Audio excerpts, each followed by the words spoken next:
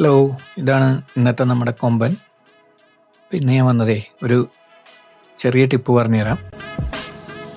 അതായതുണ്ടല്ലോ, നമ്മൾ വണ്ടി പാർക്ക് ചെയ്യുമ്പോഴേ അതുണ്ടോ, അത് വളരെ ടൈറ്റ് സ്പോട്ടാണ് കേട്ടോ. ഏകദേശം ഒരു നിസ്സാരം 2 ഇഞ്ച് വ്യത്യാസമുള്ളൂ ആ സ്റ്റെയറിൻ്റെ ഇതും തമ്മിൽ. ഓക്കെ, അപ്പോൾ അത് പറയാനല്ല ഞാൻ വന്നത്. നമ്മളിങ്ങനെ പാർക്ക് ചെയ്യുമ്പോഴേ വണ്ടി ബേയിൽ കൊണ്ടുവന്നിട്ട് റിവേഴ്സ് പാർക്ക് ചെയ്യുമ്പോൾ നമുക്ക് ആ ബേയുടെ അവിടെ ഒരു ഗാർഡ് ഉണ്ടാവും, റബ്ബറിൻ്റെ ഗാർഡും ഉണ്ടാവും, ഒരു ഇതുണ്ടാവും ട്രെയിലർ.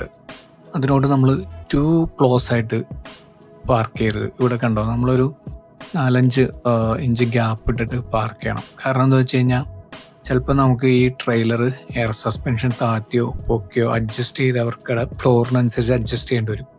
അപ്പോൾ ടു ക്ലോസ് ആയിട്ട് നിർത്തി കഴിഞ്ഞാൽ ഇതിൽ ടച്ച് ചെയ്ത് നിൽക്കുമ്പോൾ അത് ഉയർത്താനും താഴ്ത്താനും ഭയങ്കര പാടായിരിക്കും.